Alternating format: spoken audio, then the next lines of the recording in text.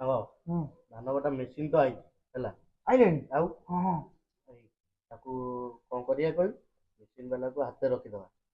Machine ଯୋଉ କାଟୁନି ଧାନ, ମାନେ ତୋର ତ ଏତେ ଜମି ଅଛି, ତାର ବି ଏତେ ଜମି, ମୋର ତ ନାହିଁ। ହେଲା କଣ କରିବା?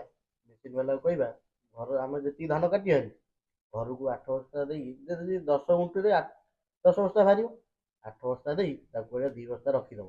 ହେଲା, ତାକୁ ଆମେ ରାତିରେ ଯାଇକି ପଇସା ଦେଇକି ଆମେ ଧାନ ବିକିଦବା ଆଉ। ତୁ ତ ଭଲ ବୁଦ୍ଧି ଦେଇଛୁ ଭାଇ। ଆଉ ଲକ୍ଷ୍ମୀ ମୁଁ ଶୁଣିଛି ଧାନ କୁଆଡେ ଚୋରି କରନ୍ତି। କଣ କରିବା ଚୋରି ଆମେ? କଣ? ଆମେ କଣ ଚୋରି କରୁଛେ?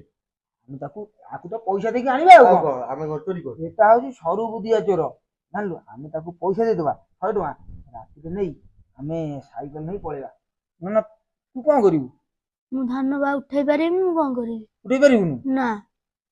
ଆଉ ତୁ ଯଦି ଉଠେଇ ପାରିବୁ, ତୁ କଣ ଆଉ ଭାଗ ପାଇବୁ ଆମ ଠାରୁ? ଜାଣିଲୁ, ତୁ କିନ୍ତୁ ତୋ ଘରକୁ ପଳେଇବୁ।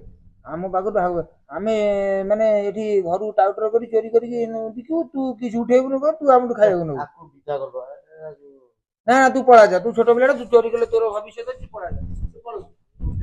ହଁ ସେଇଆ କରିବା। ଆଜି କହିଛି ହେଲା, ଆମେ ସେଇ ବିଲକୁ ପଳେଇବା, ଆଗୁଆ ପଳେଇବା। ହେଲା, ସେ ଟୋକା କିନ୍ତୁ ନେଇଦବା, ଖାଇବାକୁ ଦବ ପିଇବାକୁ, କଣ ଦବ? ହାତ ଭାଙ୍ଗି ଯାଇଛି ନା, ମତେ ଖାଇ କହିଦବ କି? ତୋର ବି ହାତ ତୁ ତ ଉଠେଇ ପାରିବୁ। ହଁ, ତାକୁ ଆଉ 50 ଟଙ୍କା ଦେଇଦବା ଆଉ କଣ। ଏଇ ଚୋରି ଯଦି ସୂକ୍ଷ୍ମରେ ଚୋରି କରିବୁ, ଆଉ ଆଜିକାଲି ଏମିତି ଅଛି। ଦେଖା ଆଗେ କହିବ ନା। ତାହେଲେ କହିବାକୁ ଆଗେ ତାକୁ ଯଦି ମାନିବନି 100 ଟଙ୍କା ନ ନେଉନି, ଆଡଭାନ୍ସ କରିଦବା। ଆଡଭାନ୍ସ କରିଦବା। ଚାଲ।